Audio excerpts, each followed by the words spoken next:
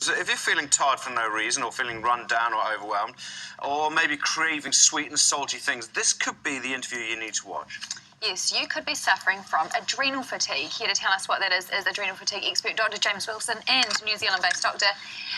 Kathleen Bowles. Thanks for coming on, both of you. We'll start off with, talk us through the symptoms, because to a lot of us, they will be quite common, and a lot of people do feel this, but I guess all together, you come together with this syndrome.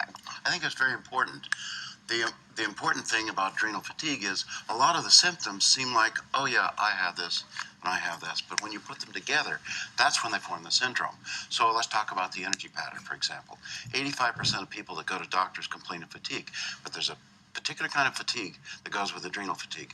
Tired, getting up in the morning, may have had 8 hours sleep but not feeling rested. Then at around 9:30 or 10, have an morning low, eating coffee and cola to get going and keep going during the day. A mid-afternoon low between 2 and 4, 3 and 5. As slight as just feeling kind of tired, as bad as having to lay down for 45 minutes. Then around 6 o'clock, like you turn a magic key and all of a sudden they feel good and energized again till 9:30 or so.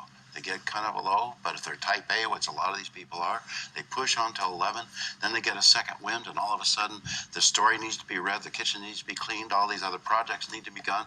But then they find if they can sleep in until about an hour to 2 hours past their usual waking time, they feel so much more refreshed. Now, you know, there's lots of different kinds of fatigue, but this is the only fatigue pattern like this. James, so what causes it? I mean, is this a case that people's lifestyles impact on this, or can anyone suffer from this? The adrenal glands are the glands of stress. And so anytime the body is overstressed for a period of time, or one severe stress, that's when you get into adrenal fatigue. So someone can have a stressful life, but as long as the adrenals are strong enough to take it, they won't have the signs and symptoms of adrenal fatigue.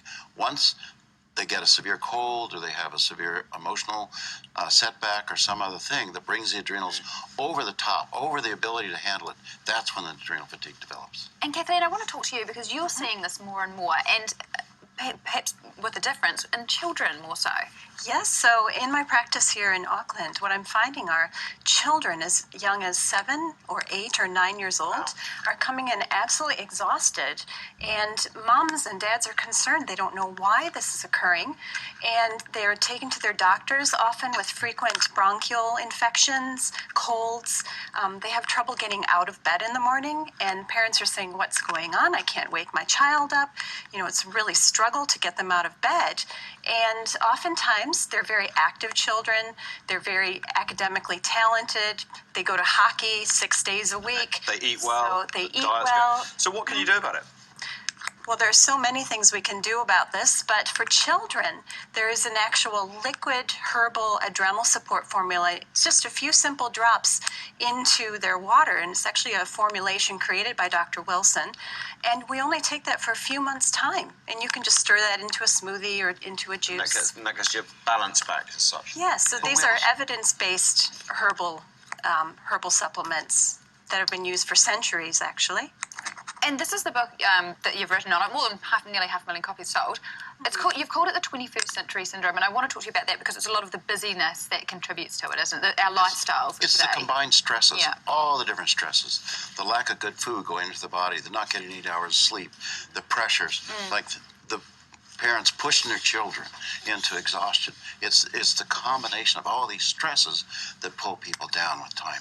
And then often there's one particular stress: car accident, a divorce, loss of job. That triggers it. And for us on our job, it's the voice in the ear saying, come on. Hey, look, James Wilson, thank you so much for joining us. Do appreciate it. And also Kathleen Willis, fascinating.